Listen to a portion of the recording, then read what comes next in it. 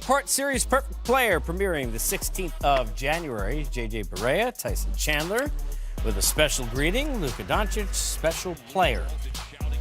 How's he working with Dennis Smith? I would say okay. Speaking of JJ Barea, do we know his age? He just keeps playing. I love watching him play, man. He's been around for a long time. I love watching him play. I saw Puerto Rico play the U.S. and was like, oh, who is that little? Oh, it's JJ Barea. Oh, yeah. Oh, he's kind of good. Under 10 seconds to go in the half. Hart throws it up. Buzzer beating floater. And we're cutting it to 13 at the break.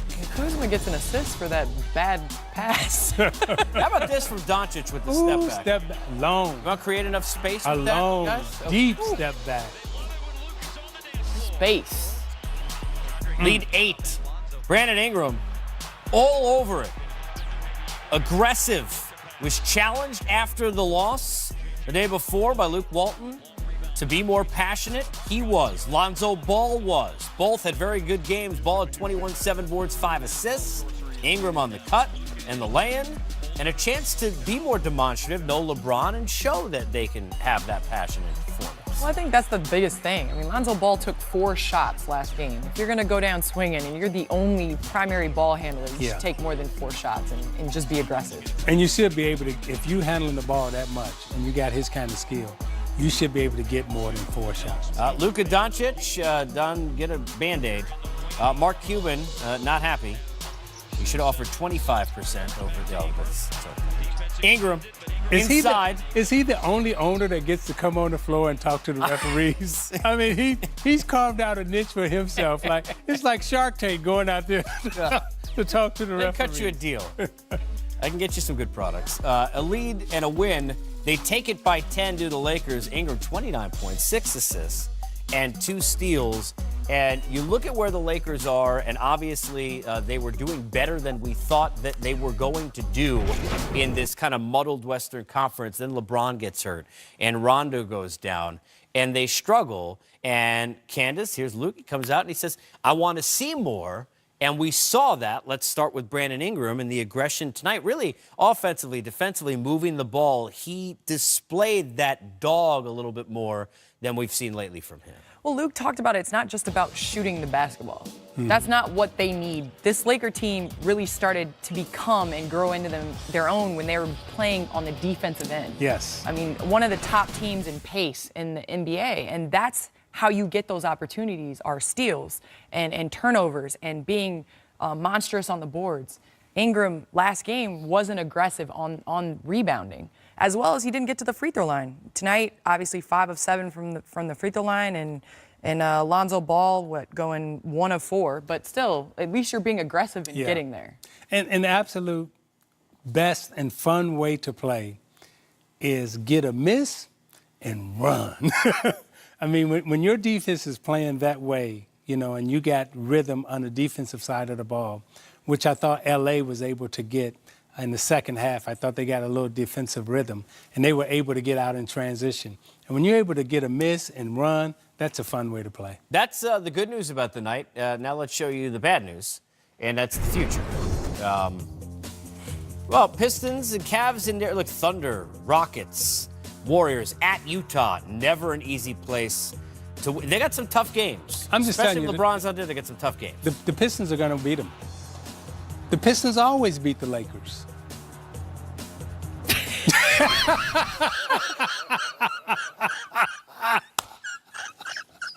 You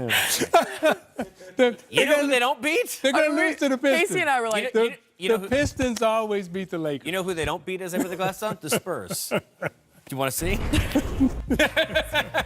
Spurs defense since December 6th. I mean, I don't even know what you say about what Pop is. He has found different ways to find this group and make them better. And that, to me, is the mark of a great coach. Not just, here's what I do, you fit into it. He finds a way to fit into what he has. DeMar DeRozan, Dwayne Casey reunited. Okay, Detroit basketball. Little Blake Griffin. Jab step. Detroit basketball. Won't be screaming as much in about 1 minute and 25 seconds. Andre Drummond the other way. Get the good plays out the way. Watch this. Go look, Pop. Timeout. That's another timeout. Trying to ice the kicker, not the Bears, though. Blake Griffin. Inside. Leads it That too hurt, soon? Casey. Is that too soon? That was way ain't too even soon. right. Is that too soon? Yeah, Yeah, way that's too Sorry. soon. I'm sorry, Candace. Tennessee's ranked number 3. DeRozan gets it to fall. He had 11 points in the half. This is a 20-2 run, Candace, for Spurs. And led by that man, DeMar DeRozan, that honestly is playing some of the best basketball of his career. Assists, points, rebounds. He's doing it all for the Spurs. Patty Mills had a headband, doesn't need a headband. I mean, either way, hits big shots. Lead 8 at the break. Blake, though, big night. Zeke, 34 and 8. Yeah, Blake has been playing well. Not only has he been playing well, but he's been showing us all the things that we didn't get a chance to see with his ball handling here with Detroit that he wasn't able to really show a lot of it in LA. We saw a lot of this from DeMar and T.O. Dwayne Casey's seen this before. 26, 7, 9 assists. LaMarcus Aldridge. Okay, Tim Duncan off glass. He had 25 in the game and some hezzy. Stop and go. Pop ties Jerry Sloan third most wins in NBA history. And again, they hold a team in big. Every time they needed to stop late, they were able to get it. Actually, the Pistons, I mean, look, this is more balanced scoring than sometimes they get. To be able to get 14 from Jackson, 13 from Bullock. I mean, the point guard spot, kind of a question right now, right? In terms of what's working for this team? Yeah, they got a big 2 in terms of Drummond and Griffin, but they're trying to, find Jackson to insert into that and to get the big 3 back. They've lost 7 of 9, and they're in a little funk right now, and I'm actually a little worried about them. I'm hoping that they can come out of this. All right, well, I'm sure the Detroit basketball chant will help them. Let's take a look at the Shut up. most head coach. Into the tied for third spot with Jerry Sloan and, of course, the great Lenny Wilkins and Don Nelson. Congrats to Pop, who continues to go there. It seems like with every game, guys, there's a new, well, how did this guy do that? AD, another ridiculous talent. We'll break down the brow and the grind. Joe King was lit on that play. Neil? About the Spurs and what's made them so effective in this stretch as we take a look at their first 25 games as opposed to their last 15. Well, for me, the biggest thing is the defensive rating is they've played so well. I'm always amazed when Pops can get a bunch of slow guys, Mike, to play deep. When your bigs are slow, it's hard to have really schemes that work because they're always got to be in sag in positions where they're covering small amounts of the floor. But Pops finds a way to get those guys to play good defense. Every time I watch them play and they play good defense, I'm like, how does he get these guys to do that? But their defense has impressed me. And then they're shooting 5 percentage points better offensively.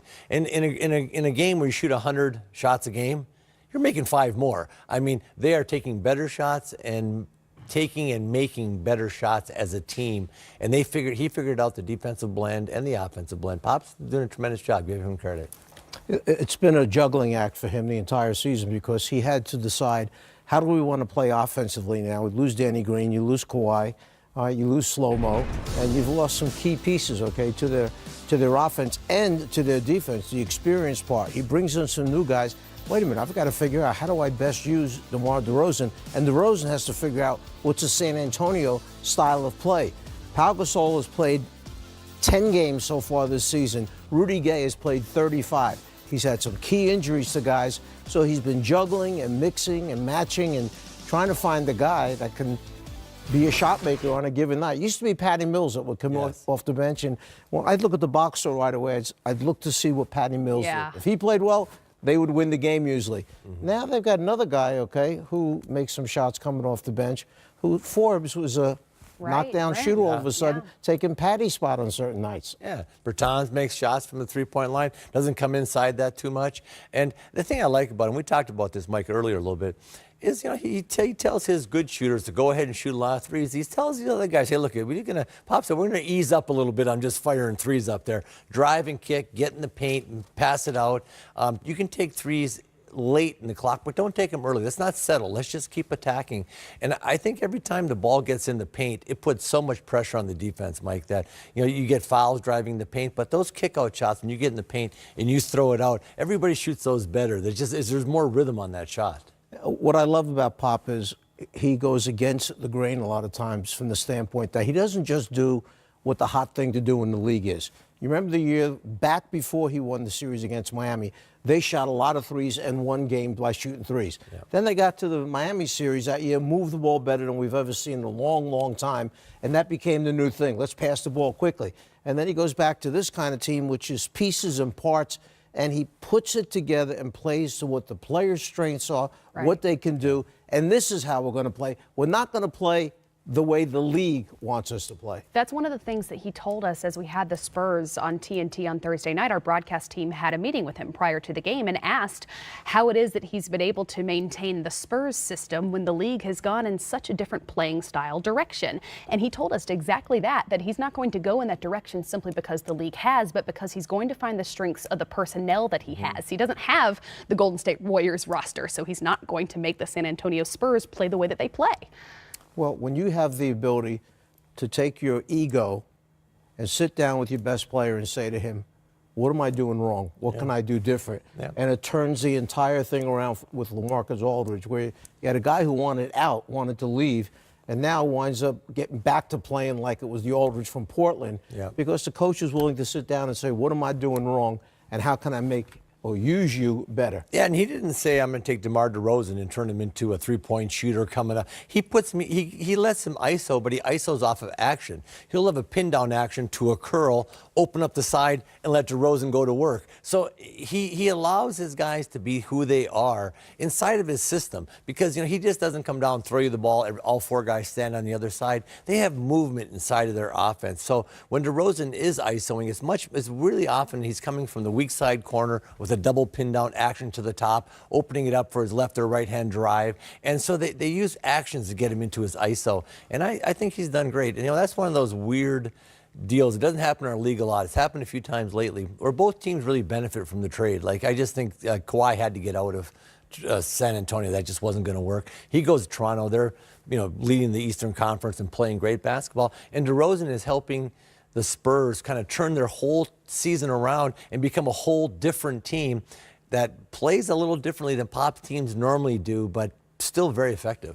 Well, we're going to be back with more on an 8-game Monday night in the NBA, including Blake Griffin. You just mentioned Bertans. Well, unfortunately here, this is a low light, not a highlight, as he gets bumped a reverse dunk. We didn't say anything about his defense, though. We said he shoots the ball. Yeah, exactly. That's a fair point by you.